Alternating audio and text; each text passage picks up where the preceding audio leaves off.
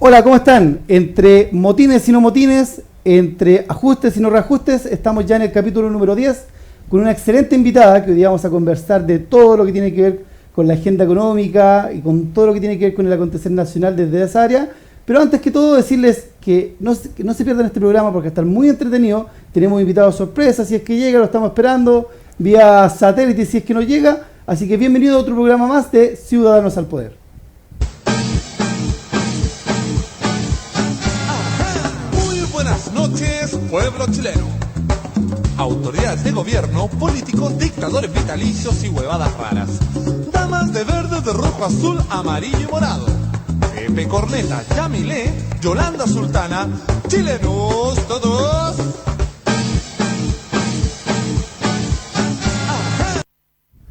Hola amigos, ¿cómo están? Un programa más de Ciudadanos al Poder desde nuestro canal, El Vecino Normal. Estamos acá este día, programa número 10, ya estamos llegando a los 2 dígitos. Estamos súper contentos porque cada vez nuestra audiencia es más grande y nuestro invitado de mejor calidad. Como el de hoy día. Hoy día tenemos esta tremenda invitada, es economista, es nuestra economista, ella se llama María José Becerra, es directora de la Escuela de Economía de la Universidad Central. ¿Cómo estás, María José? Hola, buenas noches, muchas gracias. Hoy te damos las gracias por venir a nuestro canal, primera vez, y sabemos que vas a ser una invitada constante de nuestro espacio. Vamos a ver cómo nos va. Sí, no. Mira, ya está subiendo, veo los me gusta, así que no te preocupes. Tenemos mucho que conversar, y el tema central que tenemos que conversar, y que mejor hablarlo con alguien que maneja muy bien el tema, es esta reforma hacia las AFP. Que hoy día, de tu parte, queremos escuchar qué es para ti esta nueva reforma de la AFP, esta que está impulsando el gobierno, con urgencia, ¿no? Así es. Con urgencia, o sea, tenemos que hablarla sí o sí porque 10 días tienen para discutir. Ingresa al Parlamento esta nueva reforma de pensiones. Necesito un minuto. Dale. A ver, todos sabemos que en Chile teníamos un sistema de pensiones donde todos contribuíamos a tener al ejercer el derecho individual y colectivo a nuestra seguridad social, las pensiones. Claro. Pero el año 81, el 80 al 81, en plena dictadura, se cambia este modelo, un modelo de reparto, donde todos contribuyen intergeneracionalmente, y se crea este modelo de aseguradoras de pensiones, la famosa AFP, y en donde la mejor forma de explicarlo es que se convierte como en un banco. Yo tengo 100 pesos, deposito esos 100 pesos a distribución del tiempo, y según cómo esté la rentabilidad del mercado, me devuelven esos 100 pesos cuando yo me jubilo. ¿Ya? Lamentablemente eso nos ha llevado hoy día, las estadísticas son profusas, que el 80% de las chilenas y chilenos pensionados hoy día está viviendo con una pensión bajo el salario mínimo. Salario mínimo, claro. ¿Ya?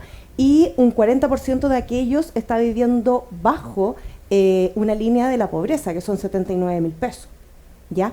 Por tanto, esto no es explicable, pero es poco ético, es injusto y es deplorable para un país que tiene un nivel de vida de país desarrollado. $35.000. Exactamente, un país de la OECD que se dice maduro políticamente, democráticamente y financieramente.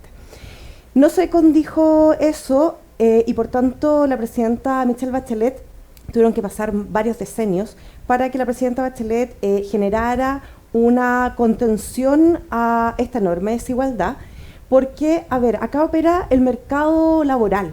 Claro. Y el mercado laboral es injusto por naturaleza, porque es solo actúa el mercado. Entonces acá hay discriminaciones por clase, entre la diferencia entre un hombre o una mujer que nace rico o en una buena cuna, y un hombre o una mujer que nace en una cuna vulnerable. En toda área, salud, educación, toda es desigual. Sí.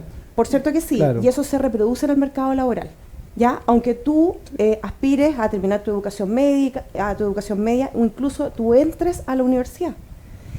Las personas vulnerables van a estar en empleos que rotan más, los salarios reales son menores, hay poca sindicalización, se negocia poco y por tanto eso se ve reflejado en bajos salarios y eso se ve reflejado en bajas pensiones.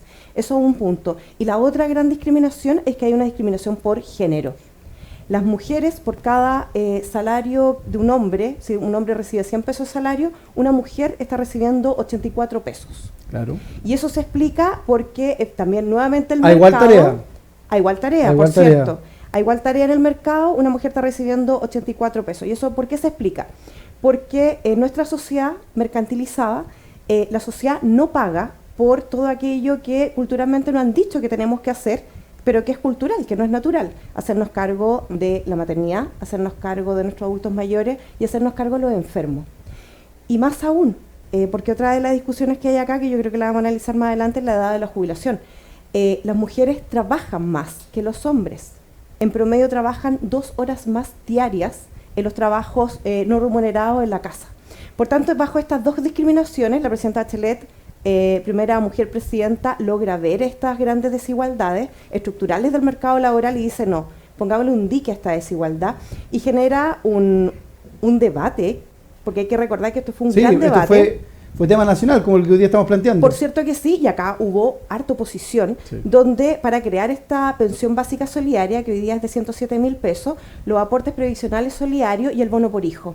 Finalmente se aprueba y esto hace que hoy día tengamos este pilar básico solidario, que es una equidad generacional.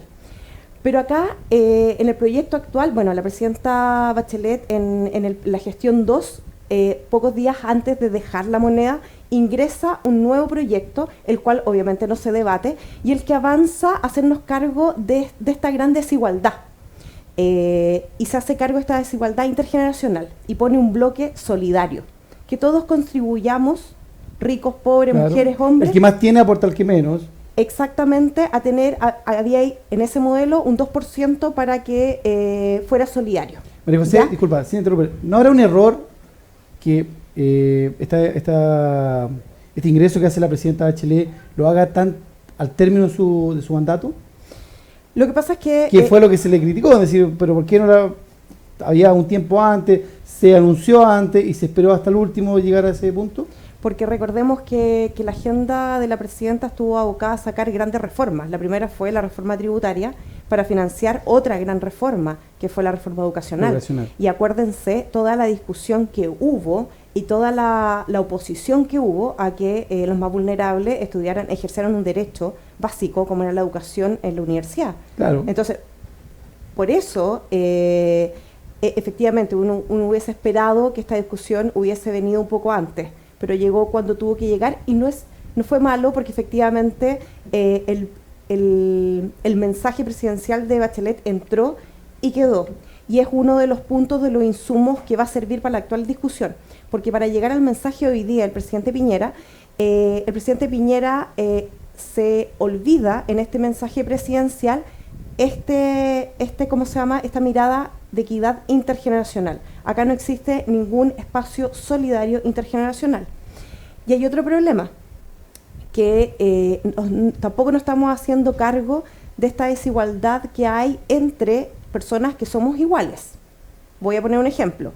Entre lo que aporta el Estado a garantizar el derecho a pensiones de nuestra Fuerza Armada y a nuestros carabineros, el Estado gasta 2.8% del PIB anual, que es harto dinero, en pensiones que nos bajan los 700.000 pesos. Claro. ¿Ya? En contraposición, todo lo que es el pilar básico solidario más los aportes previsionales solidarios, el aporte, la inversión del Estado no supera el 0,8% del PIB. Cosa que este mensaje tampoco lo toca y que es necesario. O sea, ese modelo se mantiene. Esa ecuación se mantiene, sigue manteniéndose. Sí, hacia la Fuerza Armada. No está en el mensaje, pero ojo, que acá cuando ingresa al Parlamento, entra al espacio democrático por excelencia de la República, donde están representados todos los intereses políticos y por tanto uno esperaría que esto se discuta. A nosotros el otro día estábamos conversando con David, le mandamos un saludo a David Blanco, y sacamos entre las conclusiones, hoy día la Cámara de Diputados es el espacio más democrático en Chile, porque el Senado se cambió solo la mitad. Recuerda que los senadores se cambian cada 8 años, ¿ya? Por ende y se ve entre regiones pares e impares. Por ende, esta elección solo la mitad de ellos fueron elecciones. O sea, todavía tenemos del sistema antiguo, senadores. Así En es. cambio, diputados son todos con este sistema nuevo, o sea, es el que se le puede llamar más representativo. Entonces, pues, podemos esperar que esta discusión que se va a dar en la Cámara de Diputados, podemos tener algo más representativo de la ciudadanía y que ponga un alto. ¿Tú ves que se pueda lograr eso? Sí, porque ya se ha escuchado, bueno, uno esperó pacientemente el mensaje completo, y donde sí hubo alguna certeza, y yo creo que hay cosas que son valorables de este proyecto y hay cosas que van a tomar mucho tiempo. Por tanto, también acá hay un tema de estrategia y de necesidad Carol de Cariola, las pensiones Carol- que no pueden, no, o sea, cosas que no pueden esperar. Sí. Por ejemplo, Disculpa, la diputada Carol Cariola dijo que esto era un chantaje. Dijo usted, pues mientras nos quieren aumentar el pilar solidario, nos piden que esto tengamos que aprobarlo sin darle ningún tipo de discusión. Ella lo definió como así. ¿Tú estás de acuerdo con ese con lo que ella dice? Lo que pasa es que hay que esperar que ingrese a la Cámara. En la Cámara hay discusión parlamentaria, ingresa a la comisión y ese es el espacio más democrático donde puede pasar cualquier cosa con el proyecto. Entonces, vayamos desmenuzándolo. Hay cosas que hay que a ver, primera cosa, sabiendo de que hay una equidad generacional entre lo que recibe alguien de las Fuerzas Armadas y un ciudadano que no es perteneciente a las filas de las Fuerzas Armadas. Eso como primera cosa. Como segunda cosa, no vamos a mejorar este sistema, las pensiones de ustedes no van a mejorar porque aumentemos la competencia. ¿Ya? Porque acá El modelo es el mismo. el modelo es el mismo. Cuando tú dices aumentar la competencia, ¿hablas de la figura de una FP estatal? Porque también se ha planteado en decir, bueno, una FP estatal, va a entrar al mercado y pero va a entrar a las mismas reglas del juego que tienen todos y que son sumamente conocidas y no provechosas para la ciudadanía. ¿Tú crees que la FP estatal es una solución para esto?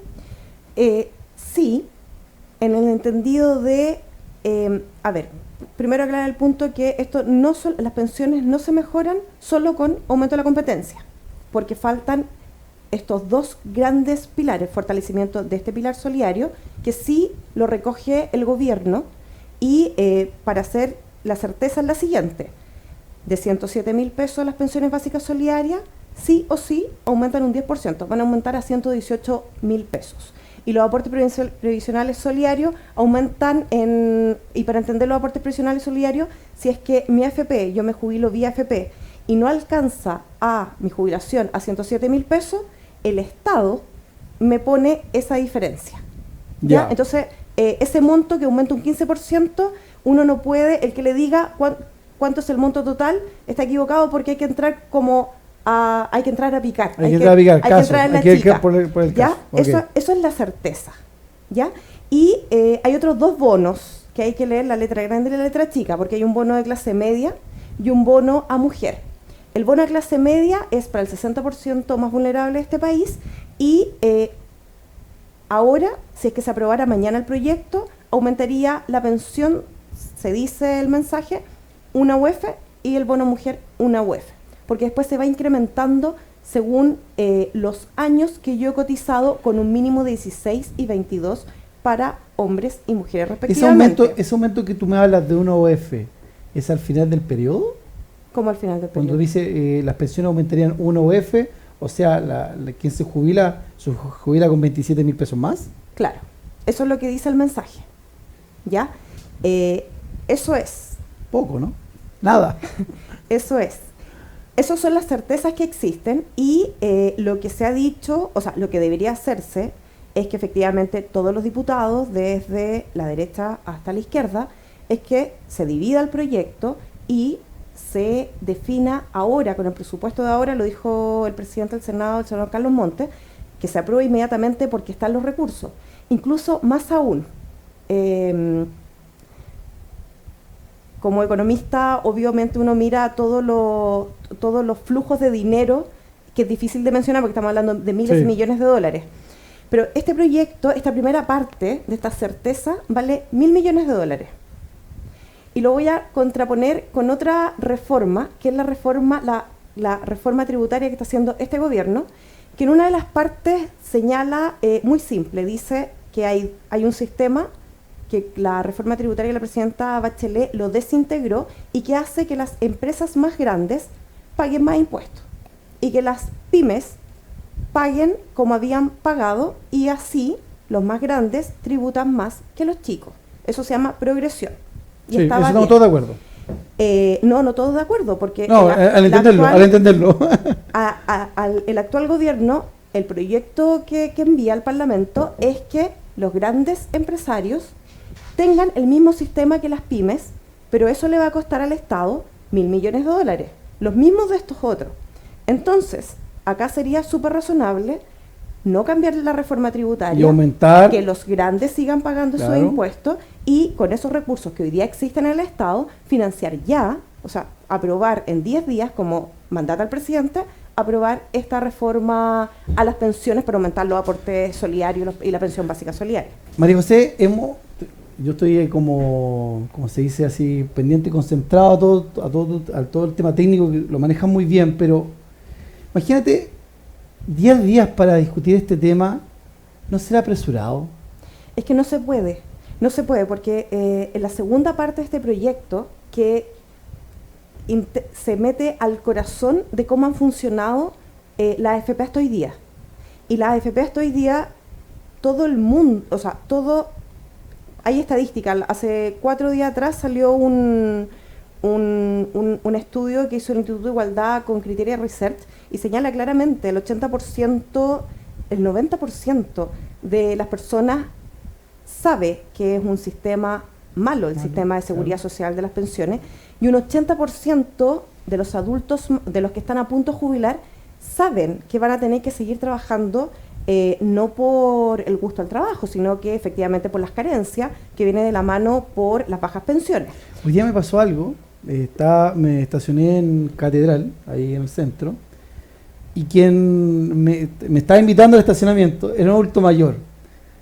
Y cuando doblo, así para entrar, para hacer el espacio, pero fue no por el tema de hoy día, como que el primer sentimiento que me bajó así, señor, usted debería estar en la casa, que está con este sol, diciéndome que entre en un estacionamiento que sé que tengo que entrar, es un trabajo precario, muy precario, y lo que al final nos hace reflexionar, y esto me lo conversaba una amiga que se llama Beatriz, que también le mando saludos, este modelo, al pensar que somos todos iguales, a ver, ¿cómo lo explico? Tenemos harto tiempo. Tenemos harto tiempo, y el canal es de nosotros, así que no hay problema. No, digo, porque el aporte de un trabajador obrero, al aporte de un ingeniero, al aporte de un arquitecto, no es el mismo, pero nos mira bajo el mismo cristal, y eso no está bien. Por eso que al final del día estamos llegando tan desigual, como tú lo explicabas, a una pensión que claramente, o sea, nadie quiere aumentar, porque todos vamos para allá. Nadie quiere aumentar la edad de jubilación. No es este nuevo sistema de pensiones, esta nueva ley que quieren impulsar, ¿aumenta los años de cotización? No No. los toca. Ya. O sea, en el mensaje, Ya. pero efectivamente en el Parlamento se puede discutir el aumento de edad de la jubilación. Y acá mi análisis técnico es a decir que no, sobre todo en el aumento de jubilación, del año de la jubilación de las mujeres. Porque, como lo expresé anteriormente, las mujeres no está siendo reconocido en el mercado, pero sí la sociedad. Su tremendo trabajo Claro. diario, estas 2 horas que se trabaja más y que nadie le paga, y donde las mujeres efectivamente se agradece la ola feminista, porque si efectivamente las mujeres pararan, se acaba la humanidad, po, con los temas de los cuidados. Exacto. Por tanto, sería muy injusto que hoy día las mujeres... Y diéramos otra carga. Absolutamente. Pero tampoco nos estamos haciendo cargo porque todavía falta este espacio donde sí hay propuestas. Hay una propuesta súper interesante que ojalá podamos conversar hacia dónde debería mirarse todo este tema de seguridad, del ejercicio del derecho a la seguridad social, que lo han hecho, que por cierto todos los países lo tienen. Para volver un poco a los temas de cómo se va a tramitar en 10 días, se puede tramitar estas certezas. Ya, esta es la base. Ya, esta es la base. Ya. Pero hay cosas que son muy interesantes. Porque el mensaje, hay que reconocer algo. Uno, este gobierno, este ejecutivo, primero reconoce que el Estado, o sea, que primero una política de gobierno, la política de la presidenta Bachelet con el pilar básico solidario, puede transformarse en una política de Estado. Ya. Así que, bravo. ¿Ya? O sea, no era tan mala. Segundo, el mensaje reconoce, o el Ejecutivo reconoce, que el Estado puede administrar pensiones, cosa que se había negado rotundamente. Porque para explicarlo en una línea, la cotización que usted hace, que también podemos meternos en eso porque se habla de que los empleadores van a cotizar, nos cotizan por el 10% y ahora van a cotizar por el 14%. Que anunciaron una ola de despido. Pero hay que tener, cuando uno, de las pocas personas que pueden negociar su salario, uno no debería fijarse en el líquido, debería fijarse en los salarios brutos, antes de los descuentos. Porque, ojo con esto del ¿quién paga este 4%? Todos han dicho el empleador, pero eso va en la ley. Pero en estricto rigor, en economía, ¿ya? Va a depender de qué tipo de empresa sea. Quiero poner un ejemplo. Si es, por ejemplo, una pyme de acá en el barrio, ¿ya?, que venda pan, porque hay muchas, probablemente sea, en economía le decimos demanda elástica, probablemente ese 4% sí lo pague el empleador. Pero en industrias que son poco competitivas, ese aumento no necesariamente lo va a pagar la empresa, lo puede pagar el mismo trabajador vía aumento de productividad. Entonces acá la pregunta es, ¿qué pasa si una industria ha sido súper competitiva y usted como trabajador ha ayudado a aumentar la productividad de esa empresa? Usted mismo se va a pagar ese 4%. Claro. Entonces eso también es importante. Pero aquí el mensaje que ha dado el empresariado es decir, mira, ¿sabes qué? Como yo lo leo así, como que a nosotros no nos corresponde pagar el 4% de un sistema, eso tiene que ponerse o el Estado o el trabajador, pero nosotros esto nos va a afectar 59.000, 55.000, 60.000 empleos, va a ser, acaban de decir la segunda parte, vamos a tener que bajar los salarios. Entonces, siempre en esta reforma, como que al final no son buenas porque termina matando al trabajador. Acá es tan cierto eso porque lo que tú acabas de explicar es sumamente claro. O sea, al final tu 4% en algunos casos lo va a terminar pagando el trabajador. O sea, aquí la industria se ve beneficiada en algunos casos. ¿Qué se hace ahí? Es una buena pregunta que me salta. ¿Qué se hace ahí? Lo mismo de tener un pilar que no dependa del mercado, que dependa, primero los ciudadanos todos hacernos cargo que uno no elige dónde uno nace. Claro. Y como uno no elige dónde uno nace, debiésemos estar todos de acuerdo en que solidariamente contribuyamos a tener un piso.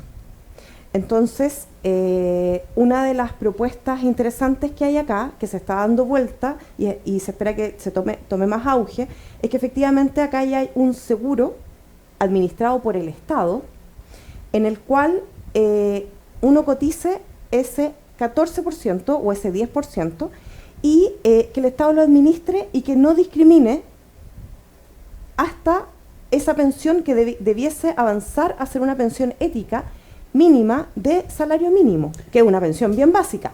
Y luego de eso, de esos 400.000 pesos, como tope de salario, que tú vas generando este pozo, que haya un espacio mixto donde si tú tienes un mejor salario, quieres invertir más para las clases medias y altas, y sobre todo para las más altas que las medias, tú puedas tener tu sistema de FP, que puedan entrar, por ejemplo, las cooperativas de ahorro y crédito, que tienen, ese es como otro espacio bien interesante de esta ley, en el cual tú retribuyas, o sea, se retribuya de que si tú fuiste un ahorrador, efectivamente se retribuya. Pero necesitamos pensar como lo han pensado casi todos los países del mundo. Que es un tema. Es un sistema básico que cubra estas inseguridades de vivir finalmente. Y eso es lo que hoy día no existe y no está contemplado. Nos vamos a ver los comerciales y a la vuelta vamos a conversar sobre el modelo. Porque, bueno, ¿sirve o no sirve? ¿Cómo lo cambiamos?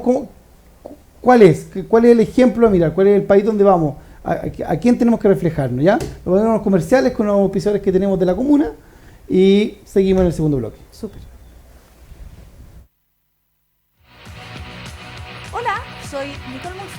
soy Femi. Hola, soy Bessie Gallardo y aquí soy Nazi. Y juntas somos Feminazis a mucha honra. Y los queremos invitar a mirar todos los días miércoles a las 20-30 horas por El Vecino Normal. nuestro programa, que es una hora de conversación donde vamos a desmenuzar el feminismo, desmitificarlo. Vamos a hablar de Patriarcado. machismo, Identidad de género. ya saben, todos los miércoles A las 20-30 horas por El Vecino Normal de Quinta Normal. Yo soy Femi Yo soy Nazi. y juntas somos Feminazis a mucha honra. Chao, chao, nos vemos. Hola a todos, soy David Blanco y los quiero invitar a participar todos los jueves del programa Ciudadanos al Poder. Queremos que usted participe del debate y veremos con distintas personas, personalidades del mundo político y social sobre la contingencia nacional. Los esperamos todos los jueves por las pantallas de El Vecino Normal.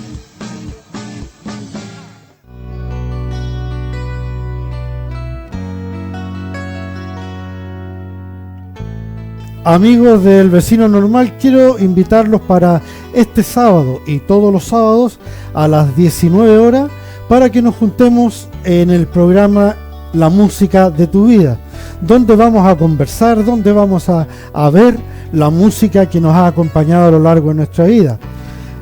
Si tú quieres participar, si tú quieres mostrar tu música, te invito a que te acerques a las redes sociales de El Vecino Normal. No lo olvides, todos los sábados a las 19 horas.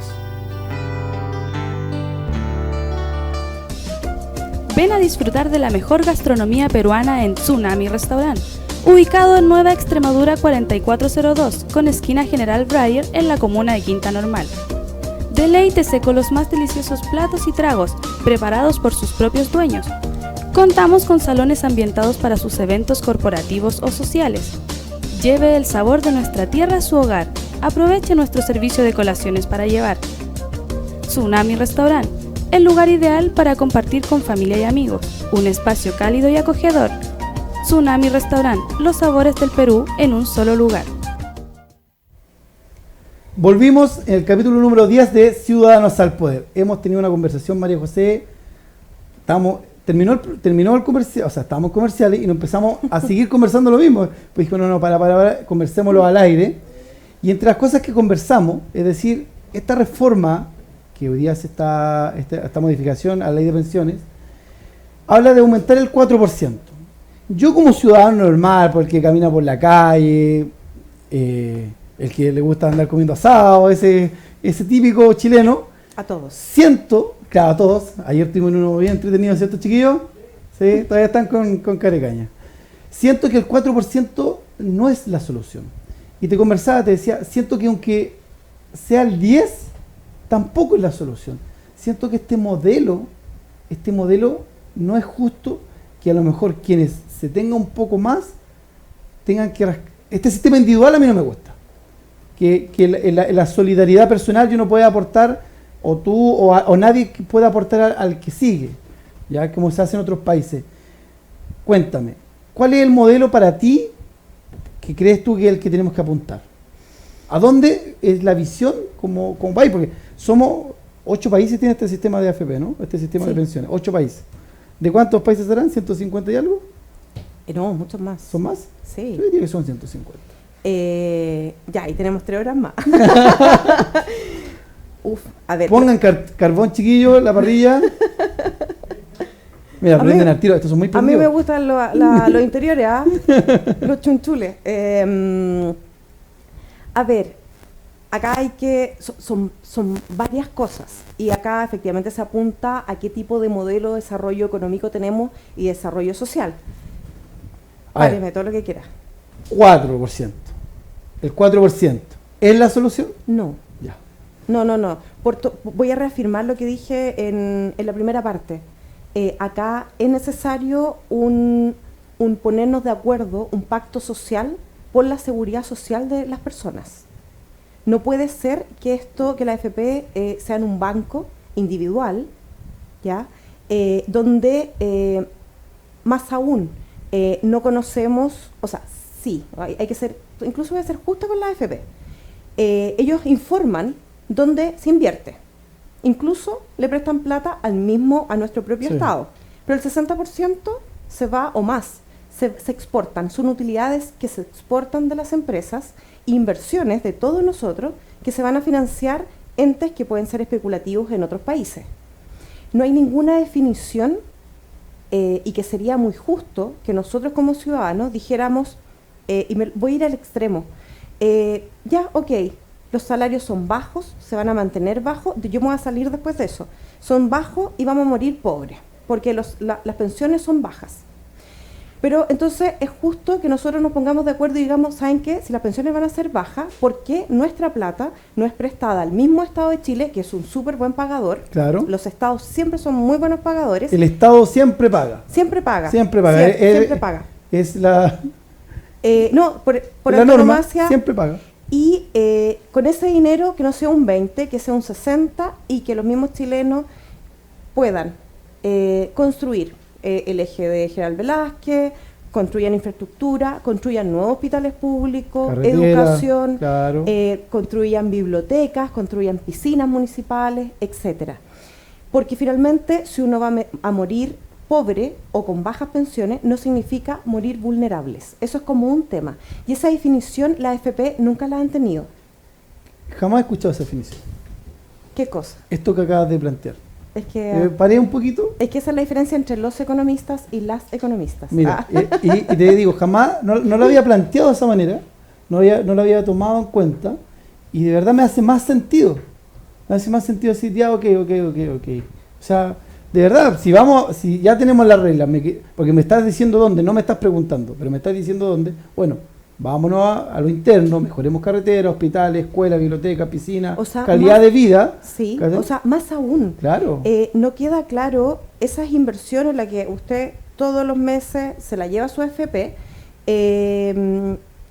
no sabemos si es que va a financiar a los bancos, que lo hace, o va a financiar infraestructura, bueno, aunque sea en Haití, pero no financia a la economía real. Por tanto, financia que haya más dinero en otras economías. Entonces, esa es una decisión. Es una decisión que nos merecemos tomar como punto número uno.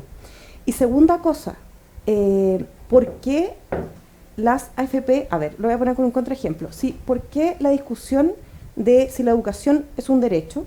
Y por tanto se dio toda una larga discusión y se ganó sobre que las universidades fueran sin fines de lucro. Porque hoy día las AFP siguen teniendo, tengo las cifras del año 2016, con un lucro exorbitante. Fueron 836 millones de dólares, los cuales se llevaron los dueños de la AFP, dueños que en su mayoría no son ni siquiera chilenos, no son capitales chilenos. Por tanto, ahí hay otra pregunta. ¿Por qué las AFP tienen que ser con fines de lucro? Esta es una pregunta que... Sí. Hagamos que nos ponemos de acuerdo con los recursos que tiene nuestro productor allá y nuestro operador. Nos ponemos de acuerdo los cuatro y queremos armar una AFP. ¿Cualquier privado puede llegar con recursos y montar una AFP? ¿O está regulado eso? Está regulado. Ya. O sea, nosotros juntáramos todo y nos vamos a hacer una AFP que se llame El Vecino Normal. ¿No podríamos entrar al mercado? Ahora, y esa es de las cosas valorables de este proyecto, una, el aumento, las certezas que hablamos, y el otro punto valorable, que se da como valorable, es que se reconoce que en este 4% de administración entran nuevos actores. Uno es el Estado y el otro son las cooperativas de ahorro y crédito. Y las cooperativas de ahorro y crédito, por ley, tienen una forma democrática, son empresas democráticas, de pensarse y de convivir con los ciudadanos. Dos ejemplos de ello que vienen a reforzar mi argumento anterior. Uno, las cooperativas por ley, las cooperativas de ahorro y crédito y las cooperativas en general, son empresas democráticas que tienen un piso de capital. Una persona, si que nosotros quisiéramos poner una cooperativa, Vamos. Primero tenemos que ser 5, es una cooperativa de trabajo, pero Cacique. Sí. Vale, está cacique. 5 personas y si tú llegas y me dices, no, ¿sabes qué? Yo quiero poner todo el capital, la ley no te lo permite. Si es 100% de patrimonio, tu capacidad solamente puedes poner 20. Y aunque pongas 1 o 20, igual tú eres un socio, un voto. Ah, ok. Ya se toman decisiones democráticas. Entonces, si hubiese una AFP de una cooperativa, nosotros los ciudadanos tendríamos como obligación opinar de qué se hace con la plata. Eso es uno. Y lo otro, de estos 836 millones de dólares el año 2016, esa plata se distribuye. No se llaman utilidades, se llaman excedentes en las cooperativas y se tienen que distribuir. Están definidos el estatuto y están definidas por ley. Por tanto, si bien alguna vez, hace un año y medio, hicimos los cálculos, y si distribuyéramos esos 836 millones de dólares, que uno, solo Alexis Sánchez se puede, puede dimensionar esa cantidad de plata. No, es como el desayuno de él, es como el desayuno. No, sí. Nosotros estábamos sacando el cálculo, ganaba como 25.000 pesos por minuto. Perdimos mucha plata, deberíamos no dejar eso. El fútbol, no, la rodilla, por la rodilla. Pero sacamos la cuenta de rodilla que saca 25.000 pesos por minuto gana. Bueno, si estos 836 millones de dólares se repartieran, claramente los cálculos nos decían que aumentaba al doble las pensiones básicas solidarias y 1/3 de las pensiones de clase media. Al aumentar al doble se acerca al salario mínimo. Por cierto, porque nuestra intención ahí fue construir cómo llegábamos a una pensión ética. Hay un gran economista llamado András Utov que estuvo en la comisión Bravo y en la cual él señalaba, se me fue la idea, pero él hablaba un dato que me parece interesante. En Colombia, fue a Colombia a exponer el sistema de pensiones chileno y le dijeron, qué brutalidad, porque acá es constitucionalmente no permitido que una pensión a una persona sea bajo el salario mínimo, que es lo más mínimo. Y lo más lógico. Por supuesto. Es más, yo soy de la idea que la pobreza debiese medirse por el salario mínimo. Exacto. Ahí queremos llegar, pero no se nos escaparían los números. Exacto. Se nos escaparían los números. Entonces, disculpa, Perú puede retirar sus fondos. En Perú se pueden retirar sus fondos, creo que en Paraguay igual. No, pero Perú sí. Entonces, claro, la lógica sería que la pensión fuese el salario mínimo como piso. Exacto. Como piso. Ese es por tanto, el proyecto es insuficiente, es precario, por todo esto lo que hemos conversado. Pero hay otro pie, que es el pie del mismo mercado, porque hay países que han corregido sus propias desigualdades en el propio mercado. Por ejemplo, Corea del Sur. Llama la atención que Corea del Sur era igual que Chile en los años 60. Ellos recogían alga, nosotros cobre y peces. Cobre, vino, madera. Claro, y ellos tuvieron una intención de desarrollar su país. Y hoy día, la mitad de las personas tienen Samsung como celulares. Pero ellos corrigen en el mercado. Y lo que hacen es alinear a los empresarios, corregir que, por ejemplo, desigualdades de género en el trato, en los salarios no pueden ser, que las desigualdades salariales entre el obrero y la élite empresarial no puede ser. ¿Cuánto es la chilena? El otro día le dijeron. ¿Qué cosa? La desigualdad entre el sueldo mínimo y la desigualdad. Salió en un estudio la otra vez. Hay varias mediciones, una por deciles, otras por cuartiles, pero claro, son 40 veces entre el decil 1 y el decil 10, y eso es aberrante. Bueno, por eso tenemos la triste condición de ser, creo que íbamos en el 5º o 8º país más desigual del mundo. Claramente la desigualdad... Tarea para la casa, ¿cuántos países son, Dima? Búscate cuántos países en el mundo hay, y yo dije, me carrilé con 150. Por mientras, tarea para la casa, Dima. Así que necesitamos, los salarios en Chile son realmente bajos, y acá hay estudios que, bueno, están medio ocultados bajo la alfombra, pero siempre que voy a cualquier parte trato de visibilizarlo. Los salarios es lo que uno recibe por lo que uno trabaja. Claro. Y lo que siempre se pide, y cuando uno escucha a los economistas, siempre van a decir, necesitamos aumentar la productividad. Pero hay estudios que nos señalan que la productividad del trabajador sube, pero eso no tiene un correlato con los salarios, y nos dicen que hay 194... ¿Viste que no está tan lejos? No, 150. Sí, pero mira, 1 y 4, 5 y ahí empezamos. Números primos, mira, y ahí empezamos. Es como que nos faltaron 15 goles para llegar a Rusia, pero bueno, no importa. Es lo que nos faltó con Alexis Sánchez. Será Alexis Sánchez. Por tanto, los trabajadores sí se han puesto con el aumento de la productividad, pero no ha habido un correlato, no ha habido una relación entre que aumenta la productividad y aumenta los salarios. Claro. Entonces, acá también hay un problema también de exigirle, y acá no estamos hablando, también acá hay mucho de ideología. Y de un país que trabaja mucho y produce poco también. Sí, Porque, ojo, siempre dice, no, las pymes son las... Claro, el motor y hoy día el discurso, mira, que Pero las pymes se sacan la mugre. Sí. Si estamos hablando acá de grandes consorcios industriales en este país que no invierten en tecnología, voy a poner un ejemplo súper claro. Acá hubo una inversión muy importante, muy bonita, de tener muchos doctorados, mucha gente especialista en distintos temas. Bueno, yo tuve la posibilidad de irme con becas Chile a estudiar afuera, pero luego de eso había que integrarlo a la empresa, no solamente a la universidad. Somos de los pocos países, el otro día, ¿dónde saqué la estadística? 4% en Chile son los doctores que están adentro de las empresas versus cualquier país desarrollado que es el 40% de los doctorados están en las empresas.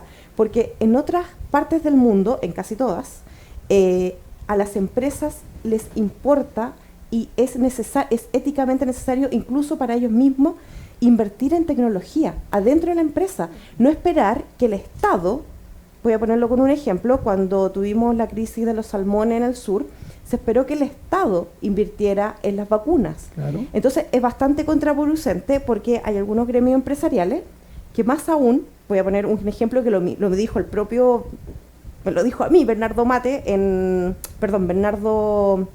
Larraín, el presidente de la SOFOFA. La SOFOFA fue creada por el Estado, Sí.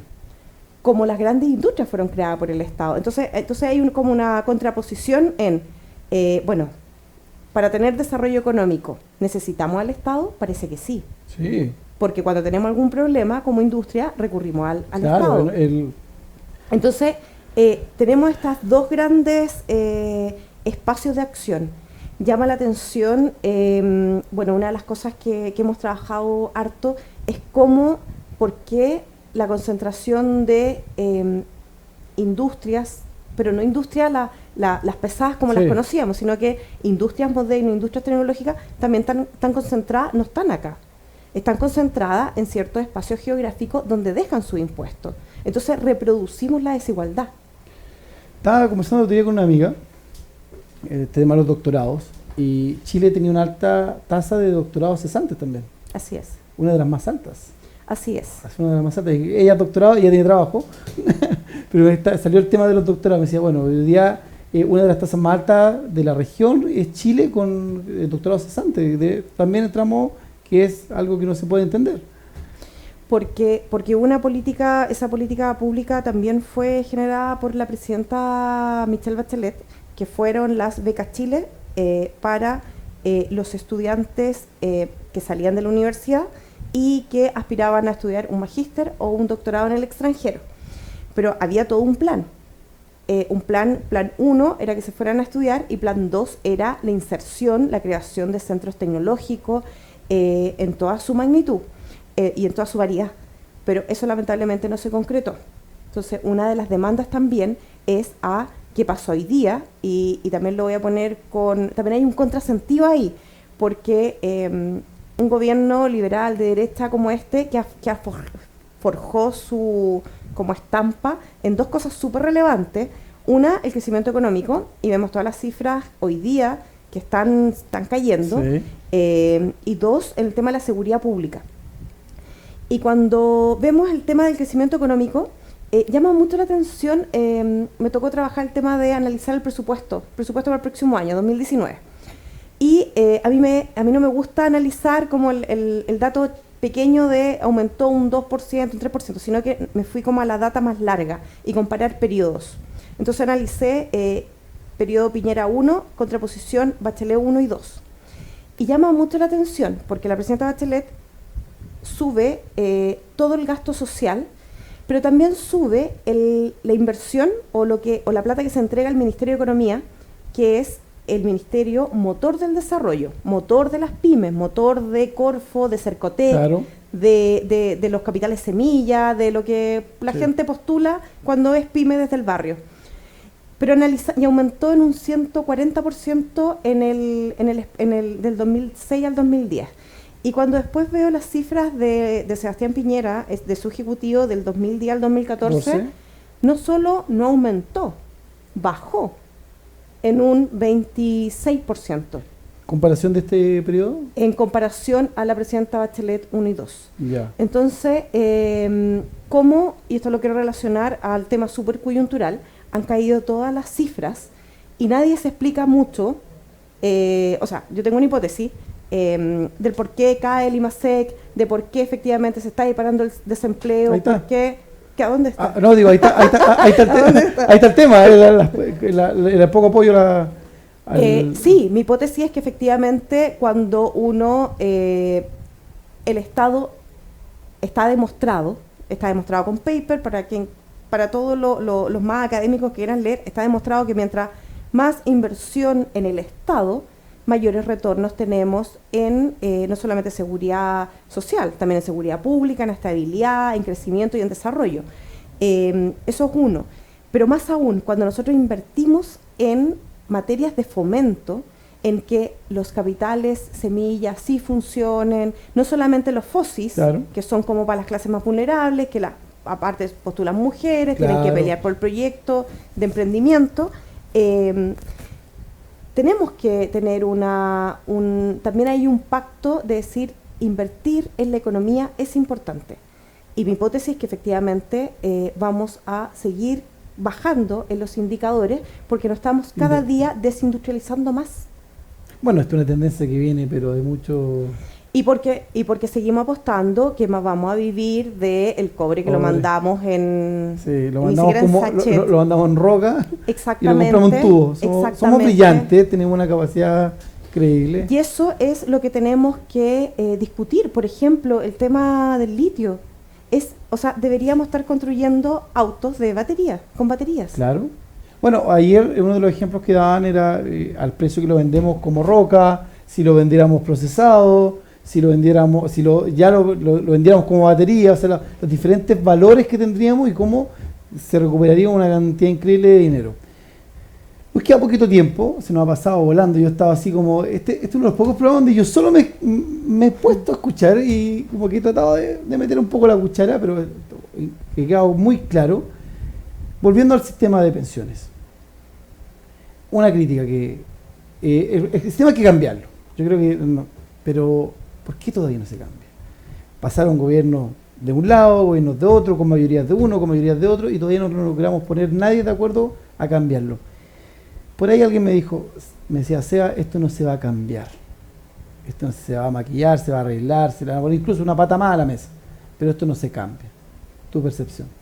Mi percepción es que está siendo injusto. Pero la realidad es esa. ¿Cuándo no lo hemos...? Tenemos... No, pero a ver, solamente lo que pasa es que es fácil... no sé qué historiador dijo que, o a lo mejor la posverdad. Hay que mirar con los lentes de la historia.